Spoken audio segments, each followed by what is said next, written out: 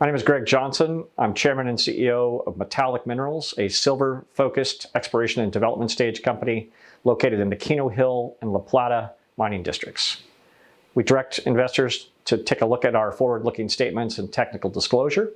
Metallic Minerals is the silver-focused member of the Metallic Group companies, along with sister companies, Group 10 Metals, which is our platinum group element and battery metal company, Granite Creek Copper, which is our copper and gold company. All three companies came together with a common strategy and approach to business. Our highly experienced leadership explorationists recognized the ability to be able to identify brownfields district with a history of production next to high-grade operating mines. We made acquisitions in these well-defined districts during the low of the metal price cycle, where we saw the opportunity to apply systematic exploration using new technologies and exploration models to make discoveries that could create long-term value through discovery, resource growth, and de-risking towards production. With existing infrastructure that allows for rapid development timelines and reduced capital requirements, we see this as one of the best opportunities to create long-term value for shareholders. Metallic Minerals, again, is a silver and gold copper-focused company. Three key assets: the Kino Hill Silver Project located in the high-grade Kino Hill Silver District, the La Plata Silver Gold Copper Project located in the Colorado Mineral Belt in southwestern US, and our Klondike alluvial production portfolio located in the famous Klondike Gold District. Number of elements make it right to be looking at a junior exploration development company like Metallic Minerals. Timing, we see right now, is an excellent entry point in terms of early in the bull market for high growth exploration development companies like Metallic Minerals.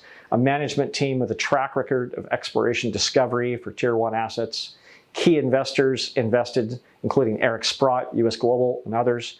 Well funded to be able to advance our projects towards development in well-established North American mining districts with the geology that demonstrates the potential for both high-grade and bulk tonnage systems, and infrastructure in place can allow for rapid development and reduced capital. Metallic Minerals' overall approach was focused originally in the Kino Hill Silver District, where we recognize this long history of production, over 200 million ounces of high grade, with today over 100 million ounces in all category of resource. Recent discoveries, including the Birmingham and Flame and Moth, which are two of the best discoveries in the silver space, demonstrate this is not only a historic district, but one that has excellent potential for new discoveries. We consolidated over a series of years 166 square kilometer land position that includes 8 past producers and is focused on the less explored parts of the Kino district. We've rapidly been able to develop areas with advanced stage targets that are moving towards initial mineral inventories and undertaking the first work in the eastern part of the Kino district, the less explored part of the district. We've made discoveries of 12 major multi-kilometer scale soil and rock surface anomalies with combined geophysical targets. We've taken the same approach at our La Plata project and are rapidly advancing this in the same approach. And we see the opportunity at both Kino Hill and La Plata to rapidly advance these projects towards development and create value for shareholders. Looking at Kino Hill, it really stands out globally. This is a chart demonstrating reserve grade for the largest primary silver producers. As you can see, Kino Hill stands out in terms of it's one of the highest grade silver producing districts in the world, one of the top 5 or 6 globally. And when you take a look at who the other producers are in this kind of criteria, you can see it's dominated by the majors. This is one of the few districts that's still controlled by juniors, has low political risk, and has opportunity for significant exploration discoveries. Looking quickly at the central Kino Hill mine, this is a photo of the mill that was built in 2010 in the center of the district. Alexco just announced the start of production in the 4th quarter of this year, with a couple of highlight points here from their recent technical update, demonstrating approximately 4 to 5 million ounces of silver production a year at one of the highest grades in the industry, at low operating costs and modest capital. This really highlights the potential in this district for significant rates of return for investors. Looking at what a Kino-Style deposit looks like, this is underground at the Belkino mine where Alexco has started production. You can see the red lines here denote the contact rocks between the quartzite and the high-grade Kino Hill veins. This district, really the key to the district historically has been focused on these major structural trends within the mineralites, quartzites, and greenstone rocks. Typical mineralization is high grade, relatively narrow selective mining underground, but individual deposits can be as large as 50 to 100 million ounces. And with our work, we're recognizing, in addition to this high grade structures, the potential for bulk tonnage silver mineralization in the less explored parts of the eastern Kino Hill district. Looking at a district scale map, it's about 35 kilometers across from one side of the district to the other. Alexco's holdings are shown in the green, focused on the western part of the district, and Metallic Minerals holdings are shown here on the orange-brown color on the eastern and southern parts of the district. If we take a look at our advanced stage targets, we have 3 target areas that are advancing towards initial mineral inventory, and we have 12 multi-kilometer scale early stage targets that we're in the early stages of testing on the eastern and southern parts of the district.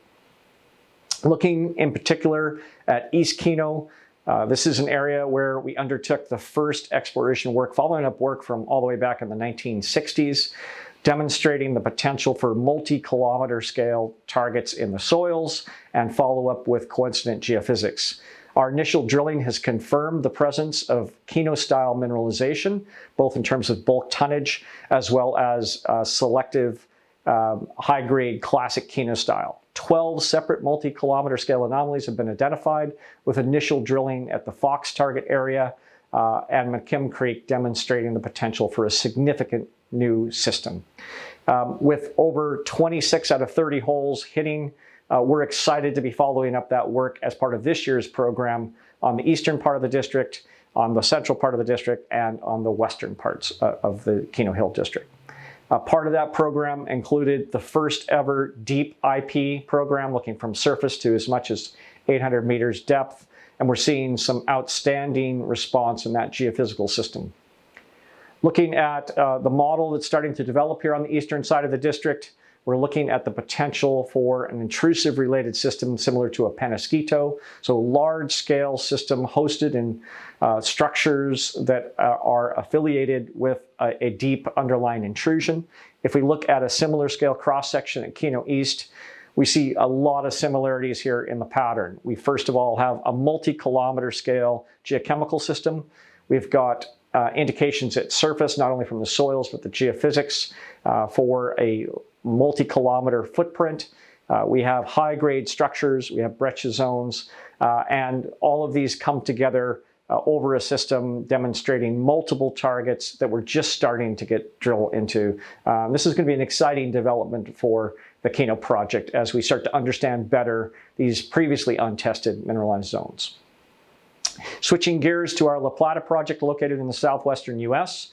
La Plata is a world-class project in a world-class mineralized district called the Colorado Mineral Belt. Sits between 2 major structural corridors, which host some of the largest deposits in North America, including the Bingham Canyon Mine, Newmont's Cripple Creek deposit, and a series of deposits being operated by Freeport. Historically, much like the Kino District, we have high-grade historic districts that were largely high-grade vein districts, including La Plata, that add up to over 50 million ounces of historic gold, 500 million ounces of silver, and over 1 billion pounds of copper production. Looking specifically at La Plata, this is a cross-section through the district. This is a precious metal-rich porphyry system with associated epithermal high-grade silver and gold deposits that surround it. Historically, the La Plata district was discovered in the 1700s by the Spanish. There were over 90 different high-grade mines and prospects in the district. In the 1950s, Rio Tinto came into the district recognizing the potential for bulk tonnage. That was followed up by Freeport-McMoRan. Through 54 drill holes, over 14,000 meters of drilling, they defined a significant historic resource here at La Plata. And Metallic Minerals is focused both on this historic resource area as well as exploring the outlying precious metal-rich areas of the deposit with a holistic exploration approach. The opportunity here is to rapidly develop a modern 43101 compatible resource based on this area of additional historic drilling as well as our follow-up drilling on the project. This is a cross-section highlighting some of the modeling work that's been underway this year with Metallic Minerals. You can see some of the very significant intercepts in here, including LP3, 400 meters starting at surface with 0.57 copper equivalent that includes significant copper, silver, and gold. The system is open at depth, open along strike, and really represents a significant mineral system. We see a number of additional porphyry centers that we'll be following up and are developing multi-kilometer scale soil targets that have never been tested in the district. Lastly, looking at our Klondike Gold District properties, this is an area that is road accessible, fully permitted, and has a long history of mining with over 20 million ounces produced from the Klondike since the late 1800s. Australia Creek and Dominion Creek are upstream from some of the largest producers in the Yukon. These large operations produce over 50% of the Yukon's gold annually in these open pit large-scale operations. Metallic Minerals has 3 licenses already underway with experienced operators, and we will take 10 to 15% royalty from this. We're in the permitting process for additional holdings and see the potential eventually for up to 10 to 15 operators. Currently, drilling and bulk sample testing is underway with the opportunity for initial production to start in 2022 on this project. Looking at our share capital structure, Metallic Minerals, as a silver-focused exploration development stage company, trades closely with the SILJ Junior Silvers ETF, as well as the Venture Index. We're just coming out of a really strong corrective period for the last 14 months in the sector, but the whole sector is really starting to respond to higher silver prices. In terms of share capital, 136 million shares outstanding. That gives us a market cap of around $65 million. We've got about $5 million in cash, no debt, so we're well funded to continue our exploration on these projects with major important holders, management 19%, Eric Sprott, our largest individual holder at 16%, as well as additional holdings with US Global, O2P, Crescat, and others. So the company is well funded, well positioned with strong leverage to the silver price. We've got, as a junior, we've got the opportunity with 2 projects that show a geologic system of significant scale and grade. We've got world-class deposit models that have the potential to be tier 1 assets and teams that have the expertise to advance these type of systems. The systems are all in North America and well-established mining jurisdictions. So putting it all together, our highly experienced team with a track record of discoveries come together. We've consolidated these major land positions, particularly in the Kino Hill and La Plata mining districts. We see the potential to rapidly develop and grow resources and then de-risk these to create value. This year, we're just wrapping up with our exploration programs at Kino Hill, La Plata, and the Klondike, with news starting to flow significantly into Q4 and early into next year. With infrastructure in place, these are low capex, rapid development potential projects. And as you can see, there's excellent potential for leverage to silver, gold, and copper in Metallic Minerals. Thank you very much. Appreciate your time. Metallic Minerals is a leading silver-focused explorer in the Yukon and southwestern U.S. It's an exciting year for Kino Silver Project, which is located in the high-grade producing Kino-Silver District. Our neighbor, Alexco, has just gone back into production. This will be the highest grade operating silver mine in the world.